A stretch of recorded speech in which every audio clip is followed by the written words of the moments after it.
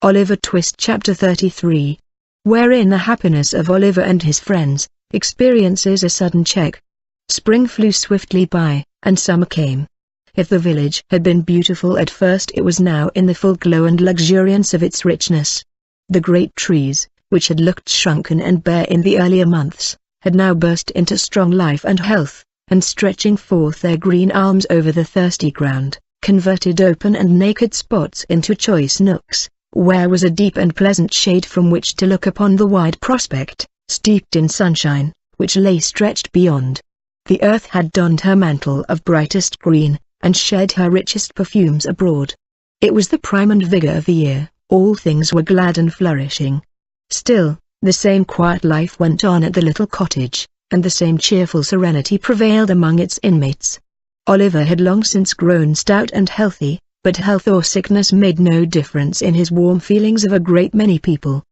He was still the same gentle, attached, affectionate creature that he had been when pain and suffering had wasted his strength, and when he was dependent for every slight attention and comfort on those who tended him. One beautiful night, when they had taken a longer walk than was customary with them, for the day had been unusually warm, and there was a brilliant moon, and the light wind had sprung up, which was unusually refreshing. Rose had been in high spirits, too, and they had walked on, in merry conversation, until they had far exceeded their ordinary bounds. Mrs. Maylie being fatigued, they returned more slowly home. The young lady, merely throwing off her simple bonnet, sat down to the piano as usual. After running abstractedly over the keys for a few minutes, she fell into a low and very solemn air, and as she played it, they heard a sound as if she were weeping. "Rose, my dear," said the elder lady. Rose made no reply, but played a little quicker, as through the words had roused her from some painful thoughts. "Rose, my love," cried Mrs. Maylie, rising hastily, and bending over her. "What is this?" In tears. "My dear child, what distresses you?" "Nothing, aunt, nothing," replied the young lady. "I don't know what it is, I can't describe it, but I feel not ill, my love," interposed Mrs. Maylie. "No, no. Oh, not ill?" replied Rose, shuddering as though some deadly chillness were passing over her, while she spoke. "I shall be better presently. Close the window, pray." Oliver hastened to comply with her request. The young lady, making an effort to recover her cheerfulness, strove to play some livelier tune, but her fingers dropped powerless over the keys. Covering her face with her hands, she sank upon a sofa, and gave vent to the tears which she was now unable to repress. "My child," said the elderly lady, folding her arms about her, "I never saw you so before." "I would not alarm you if I could avoid it," rejoined Rose, "but indeed I have tried very hard, and cannot help this. I fear I am ill, aunt." She was, indeed, for, when candles were brought, they saw that in the very short time which had elapsed since their return home, the hue of her countenance had changed to a marble whiteness. Its expression had lost nothing of its beauty, but it was changed, and there was an anxious haggard look about the gentle face, which it had never worn before. Another minute, and it was suffused with a crimson flush, and a heavy wildness came over the soft blue eye. Again this disappeared, like the shadow thrown by a passing cloud, and she was once more deadly pale. Oliver, who watched the old lady anxiously, observed that she was alarmed by these appearances, and so in truth was he, but seeing that she affected to make light of them, he endeavored to do the same, and they so far succeeded, that when Rose was persuaded by her aunt to retire for the night, she was in better spirits, and appeared even in better health, assuring them that she felt certain she should rise in the morning, quite well. "I hope," said Oliver, when Mrs. Maylie returned, "that nothing is the matter. She don't look well tonight," but the old lady motioned to him not to speak, and sitting herself down in a dark corner of the room, remained silent for some time.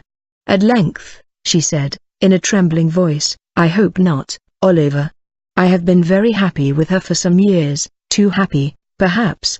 It may be time that I should meet with some misfortune, but I hope it is not this." "What?" inquired Oliver. "The heavy blow," said the old lady, "of losing the dear girl who has so long been my comfort and happiness." "Oh, God forbid!" exclaimed Oliver, hastily. "Amen to that, my child," said the old lady, wringing her hands. "Surely there is no danger of anything so dreadful?" said Oliver. "2 hours ago, she was quite well." "She is very ill now," rejoined Mrs. Maylies, "and will be worse, I am sure. My dear, dear Rose. Oh, what shall I do without her?" She gave way to such great grief, that Oliver, suppressing his own emotion, ventured to remonstrate with her, and to beg, earnestly, that, for the sake of the dear young lady herself, she would be more calm. "And consider, ma'am," said Oliver, as the tears forced themselves into his eyes, despite of his efforts to the contrary. "Oh, consider how young and good she is, and what pleasure and comfort she gives to all about her. I am sure quite certain that, for your sake, who are so good yourself, and for her own, and for the sake of all she makes so happy, she will not die. Heaven will never let her die so young." "Hush," said Mrs. Maylie, laying her hand on Oliver's head. "You think like a child, poor boy. But you teach me my duty, notwithstanding. I had forgotten it for a moment, Oliver, but I hope I may be pardoned, for I am old, and have seen enough of illness and death to know the agony of separation from the objects of our love. I have seen enough, too, to know that it is not always the youngest and best who are spared to those that love them, but this should give us comfort in our sorrow, for heaven is just, and such things teach us, impressively, that there is a brighter world than this, and that the passage to it is speedy. God's will be done. I love her, and he know how well." Oliver was surprised to see that as Mrs. Maylie said these words, she checked her lamentations as though by one effort, and drawing herself up as she spoke, became composed and firm. He was still more astonished to find that this firmness lasted, and that, under all the care and watching which ensued, Mrs. Maylie was every ready and collected, performing all the duties which had devolved upon her, steadily, and, to all external appearances, even cheerfully. But he was young, and did not know what strong minds are capable of, under trying circumstances. How should he, when their possessors so seldom know themselves? An anxious night ensued. When morning came, Mrs. Maylie's predictions were but too well verified. Rose was in the first stage of a high and dangerous fever. "We must be active, Oliver, and not give way to useless grief," said Mrs. Maylie, laying her finger on her lip, as she looked steadily into his face. "This letter must be sent, with all possible expedition, to Mr. Losberne. It must be carried to the market town, which is not more than 4 miles off, by the footpath across the field, and thence dispatched, by an express on horseback, straight to Chertsey. The people at the inn will undertake to do this, and I can trust to you to see it done, I know." Oliver could make no reply, but looked his anxiety to be gone at once. "Here is another letter," said Mrs. Maylie, pausing to reflect, "but whether to send it now, or wait until I see how Rose goes on, I scarcely know. I would not forward it, unless I feared the worst." "Is it for Chertsey, too, ma'am?" inquired Oliver, impatient to execute his commission, and holding out his trembling hand for the letter. "No," replied the old lady, giving it to him mechanically. Oliver glanced at it, and saw that it was directed to Harry Maylie, Esquire, at some great lord's house in the country, where, he could not make out. "Shall it go, ma'am?" asked Oliver, looking up, impatiently. "I think not," replied Mrs. Maylie, taking it back. "I will wait until tomorrow."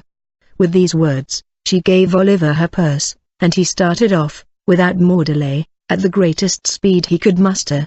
Swiftly he ran across the fields, and down the little lanes which sometimes divided them, now almost hidden by the high corn on either side, and now emerging on an open field, where the mowers and haymakers were busy at their work, nor did he stop once, save now and then, for a few seconds, to recover breath, until he came, in a great heat, and covered with dust, on the little market-place of the market town.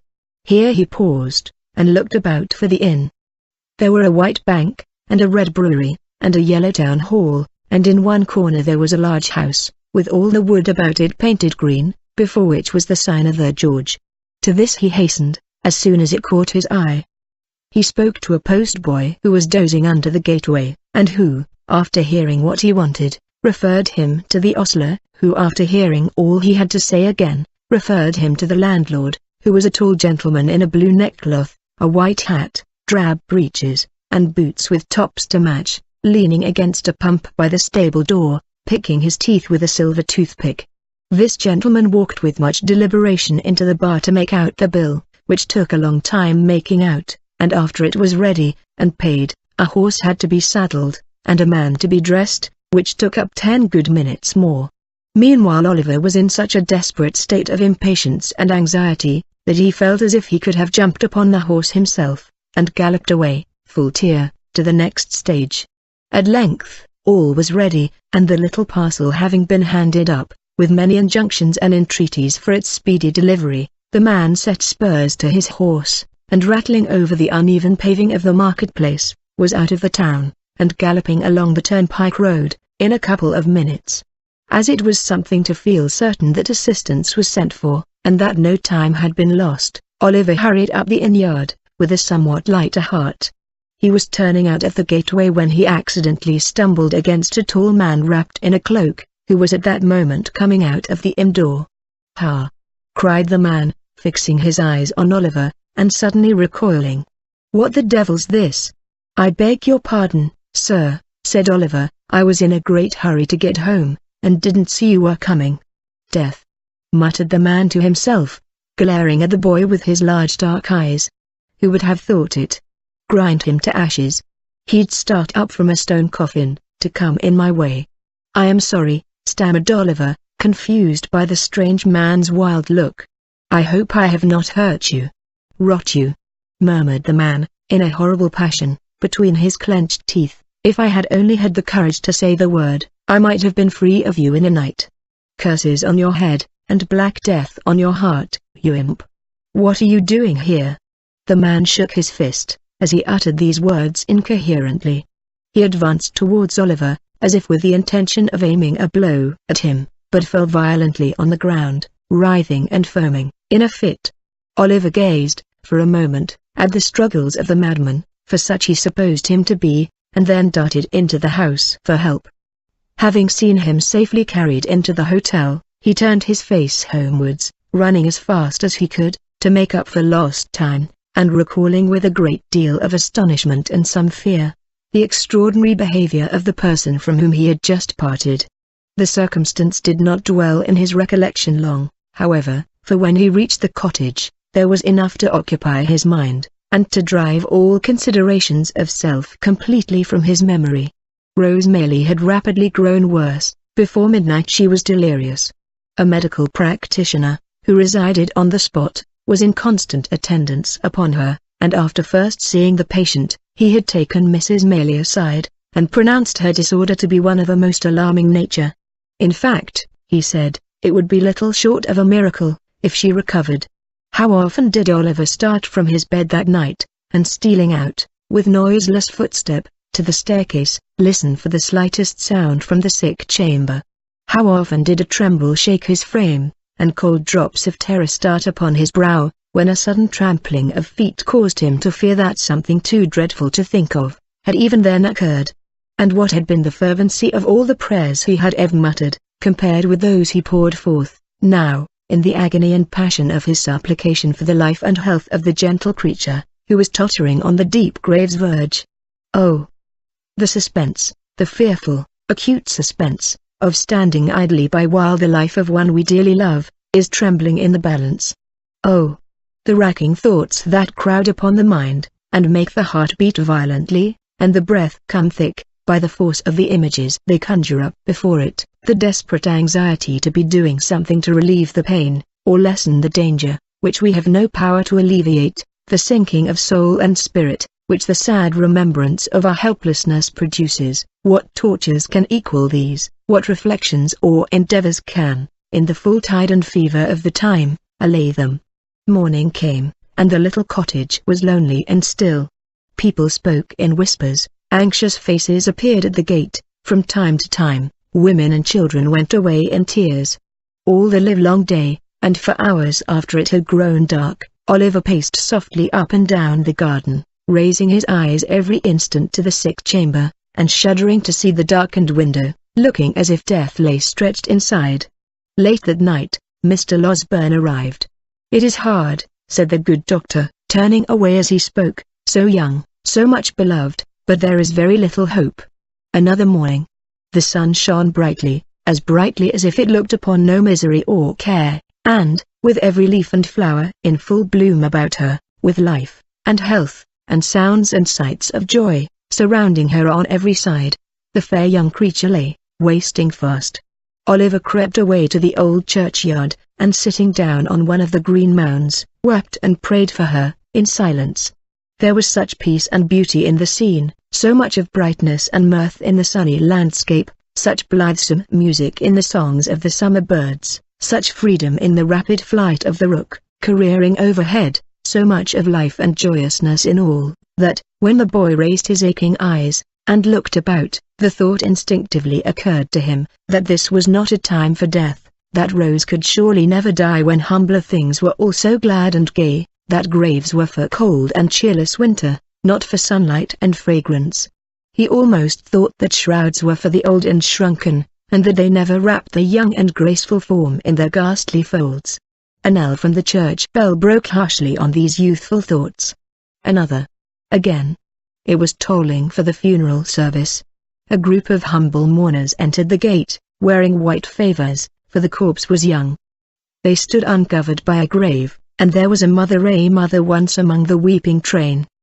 But the sun shone brightly, and the birds sang on. Oliver turned homeward, thinking on the many kindnesses he had received from the young lady, and wishing that the time could come again, that he might never cease showing her how grateful and attached he was. He had no cause for self-reproach on the score of neglect, or want of thought, for he had been devoted to her service, and yet 100 little occasions rose up before him, on which he fancied he might have been more zealous, and more earnest, and wished he had been.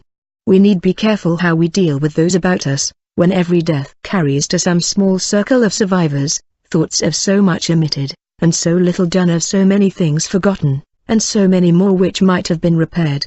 There is no remorse so deep as that which is unavailing. If we would be spared its tortures, let us remember this, in time. When he reached home, Mrs. Maylie was sitting in the little parlour. Oliver's heart sank at sight of her, for she had never left the bedside of her niece, and he trembled to think what change could have driven her away. He learnt that she had fallen into a deep sleep, from which she would awaken, either to recovery and life, or to bid them farewell, and die. They sat, listening, and afraid to speak, for hours. The untasted meal was removed, with looks which showed that their thoughts were elsewhere. They watched the sun as he sank lower and lower, and, at length, cast over sky and earth those brilliant hues which herald his departure. Their quick ears caught the sound of an approaching footstep. They both involuntarily darted to the door, as Mr. Losberne entered. "What of Rose?" cried the old lady. "Tell me at once. I can bear it, anything but suspense. Oh, tell me. In the name of heaven." "You must compose yourself," said the doctor, supporting her. "Be calm, my dear ma'am, pray. Let me go, in God's name. My dear child. She is dead. She is dying." "No," cried the doctor, passionately. "As He is good and merciful, she will live to bless us all, for years to come." The lady fell upon her knees, and tried to fold her hands together, but the energy which had supported her so long, fled up to heaven with her first thanksgiving, and she sank into the friendly arms which were extended to receive her.